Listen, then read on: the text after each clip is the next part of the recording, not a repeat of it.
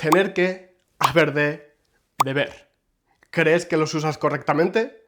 Si quieres estar seguro, lo único que tienes que hacer es quedarte a ver el vídeo. Pero quédate hasta el final, porque te voy a dar un detalle que incluso muchos nativos no saben. Y ya sabes, si puedes hablar tu idioma, también puedes hablar el mío. Tener que y haber de son lo mismo. Ambas se usan para expresar obligación. Tener que se usa en cualquier situación. Haber de es un poco más formal y solo lo deberías usar en presente, porque suena como si estuvieras leyendo poesía. Pero puedes usarlo sin problemas en cualquier conversación. Deber significa lo mismo que tener que y haber de, pero implica un nivel mayor de obligación. Como he dicho antes, tener que, haber de y deber se usan para expresar obligación, para hablar de las cosas que uno tiene que hacer. Pero, ¿cuál es la diferencia? Bueno, vamos a empezar con tener que. Si hay algo que quiero dejarte claro en este vídeo, es que tener que es la expresión básica para hablar de obligaciones. Sirve para expresar cualquier tipo de obligación y además también sirve para conversaciones que tengas con tus amigos, con el vecino, con el señor de la tienda de la esquina, con tu jefe. Sirve hasta para hablar con el rey si quieres. Vamos, que la puedes usar en cualquier situación, ya sea formal o informal. Vamos a ver algunos ejemplos. Tengo que abonarme al canal. Bueno, yo realmente no tengo que abonarme, pero tú sí. Si no lo haces, te vigilo. Ten cuidado. Tienes que llamar a tus padres. Ya sabes, una llamada a la familia nunca está de más. Llama a tu madre, a tu padre, seguro que les gusta. Mañana tiene que trabajar. Espero que al menos no tenga que madrugar. Es decir, despertarse pronto. Tenemos que ir al supermercado a hacer la compra. Pero recuerda, no compres ni chocolate, ni patatas fritas, ni Coca-Cola. Come sano, haz deporte y lee libros. Pero libros en español.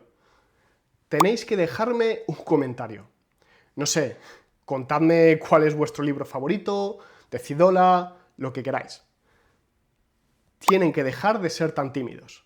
En la vida, nada de timidez. Ábrete al mundo y el mundo te dará cosas. O al menos eso creo. Seguro que ya te has dado cuenta, pero con tener que siempre ponemos un infinitivo justo después del que. Es decir, tener que más infinitivo. Cantar, bailar, estudiar, comer, hablar, descansar o cualquier otro verbo, pero siempre en infinitivo. Bueno, y aunque te esté dando ejemplos en presente, también podemos usar tener que en futuro o en pasado. Depende de cómo lo tengas que usar. Tuve que hacerlo. He tenido que hacerlo. Tengo que hacerlo.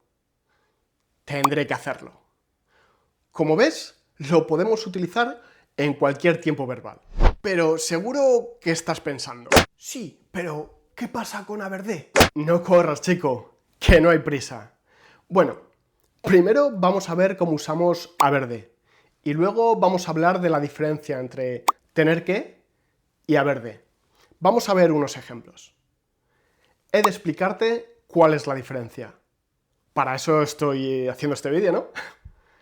Has de confiar más en ti mismo, porque aunque no lo creas, puedes hablar español. Has de respetar las reglas de ortografía.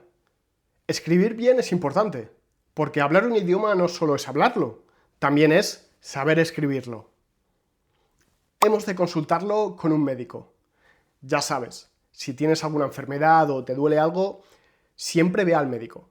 Habéis de leer un poco más. Ya lo sabes, nunca es suficiente.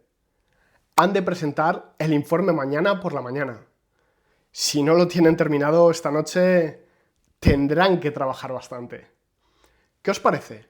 Como veis, haber de también va seguido de un infinitivo. Haber de más comer, estudiar, entrenar. Y como tener que, también lo podemos conjugar en pasado, presente y futuro. Mira, V de hacerlo. He habido de hacerlo. He de hacerlo. Habré de hacerlo. Pero a partir de aquí comienzan las diferencias. La diferencia principal entre tener que y haber de es el registro, ni más ni menos. Haber de es mucho más formal. Por eso se usa mucho más en poesía y literatura antigua, cuando todo eran caballeros y damas a las que enamorar.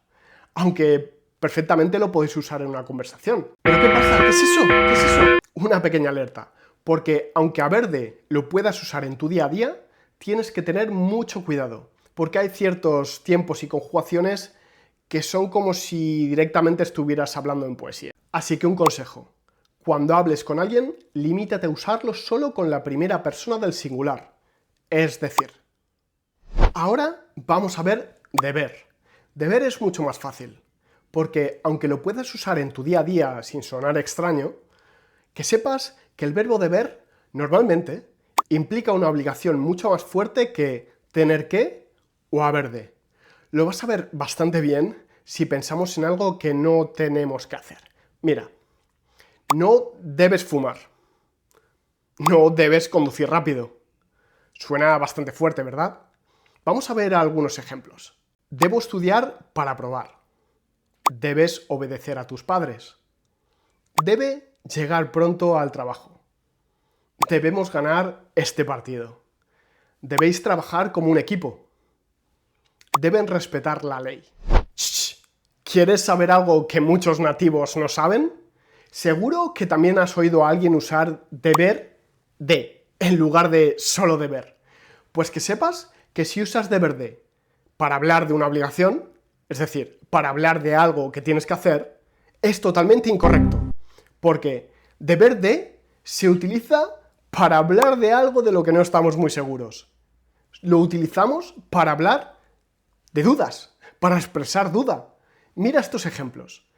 Debe de estar dormido, porque no me coge el teléfono. No encuentro las llaves de casa, las debo de haber olvidado en la oficina. ¿Ves? Así que recuerda, si quieres hablar de algo que tienes que hacer, olvídate de añadir de al verbo deber. Ahora sí que no tienes excusas para confundir tener que, haber de y deber, y mucho menos deber de. Y como ya sabes cómo usarlos, ¿qué te parece si te digo que debes dejarme un comentario?